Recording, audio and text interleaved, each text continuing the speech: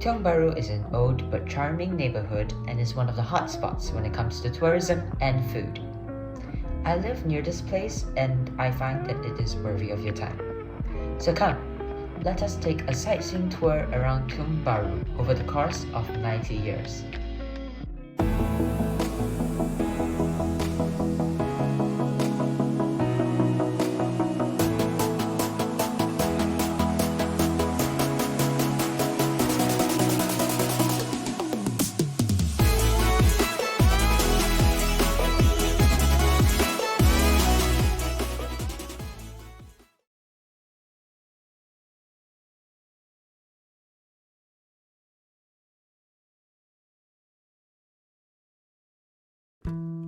Tiong Bahru has its own interesting history. The word Tiong is to die in Hokkien, while Bahru is derived from Baru, new in Malay. Together, they make Tiong Bahru, with the new name meaning new cemetery. It is called a cemetery as there was a burial ground here at first. Before construction, Tiong Bahru was hilly and rather swampy. This was also where the Singapore General Hospital was located. When it was relocated to its current place in 1882, squatters began to move in and create a small settlement known as Kampong Tiong Bahru. After clearing the squatters and land, the government finally started building the infrastructure in 1931 and finished in 1941. Even though Tiong Bahru was meant for the Chinese immigrants due to overcrowding in Chinatown, it was filled dominantly by Westerners due to absurdly high prices of living. During the last days of construction, World War II was raging in Southeast Asia and everyone was worried that there would be no places to hide in Tiong Bahru since there were no bomb shelters here. So the last building built in Tiong Bahru pre-war was installed with a custom bomb shelter. After the war, people faced many problems like homelessness, so the government further developed housing in Tiong Bahru by building more houses to meet the rising demands of housing, making these different-looking houses. On top of all of this, Tiong Bahru was also where the first community center and the first hawker center was built.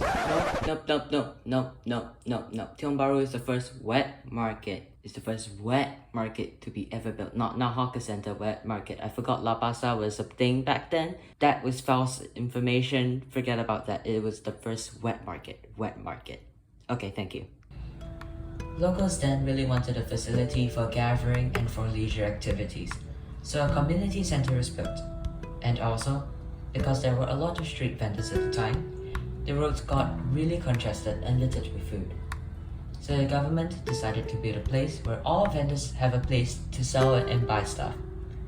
Thus, the Tiong Bahru Market, a wet market and a hawker center, all in one.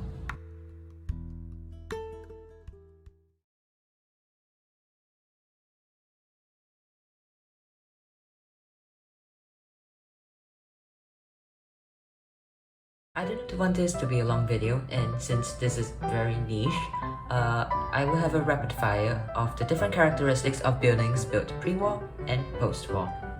Pre-war, more quirky and aesthetic. The buildings have lovely and simplistic round curves, more sought after than the post-war buildings. Almost maintenance-free, windows glazed with green to block sunlight. Post-war, rectangular unlike the pre-war houses. The bottom floors are also residential, unlike the pre-war houses, as SIT at that time needed a lot of housing. Open space for the food truck to drive in between and get the human waste from the toilet bowls of the resident houses. 5-foot passages for people to walk through the flats.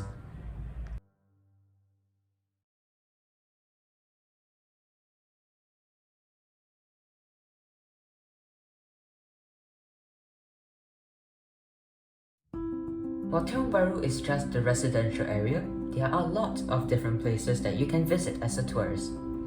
I toured around this heritage site and discovered great places to visit.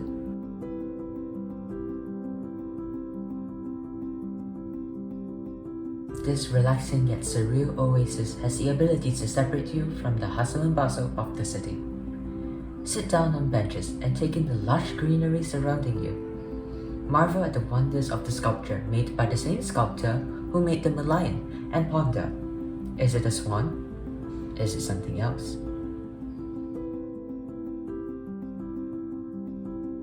This peculiar temple is the first of its kind in Singapore. You get to explore this charming temple that is dedicated to the monkey god from the popular story Journey to the West. In this temple, there are 30 to 40 statues of the monkey god, including one that is over 100 years old. The interesting design of the temple is also a good reason to visit there and take lots of pictures.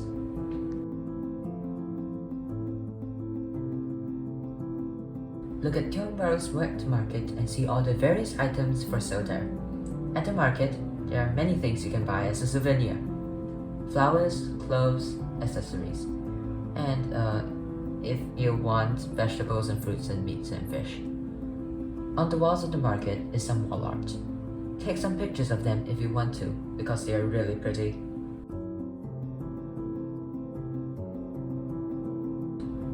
Here houses the tomb of Tan Kim Cheng, the oldest son of Tan Tock Seng. Tan Tock Seng is well known for funding and raising enough money to build and develop a hospital, since good health care then was really hard to find. The hospital he built was then named the Tan Tock Seng Hospital. Take a look at the bomb shelter of Singapore and relive the traumatic moments of World War II and understand what it has been like when the residents had to stay there for days on end. However, the bomb shelter is off limits for visiting on ordinary days and only open to tour groups.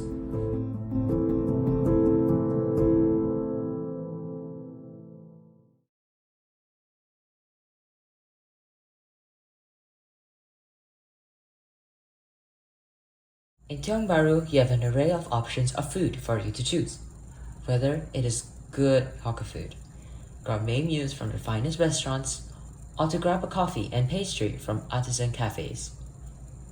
In Tiong Bahru, your options will never run dry, hopefully. Since I am a foodie, here are a selection of my favorite places to eat and the food there.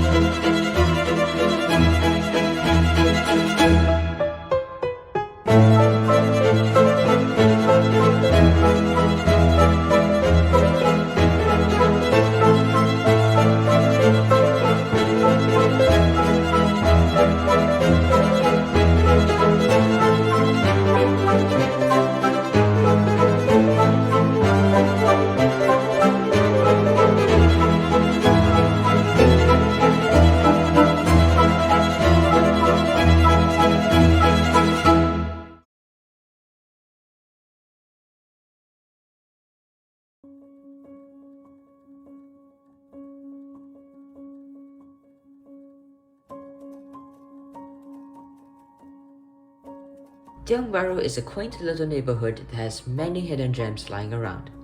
It is a nice place to both lead into the history of Tiong Bahru in Singapore, but also a good place to unwind and relax. I highly recommended this place to both gastronomy enthusiasts and inquisitive tourists.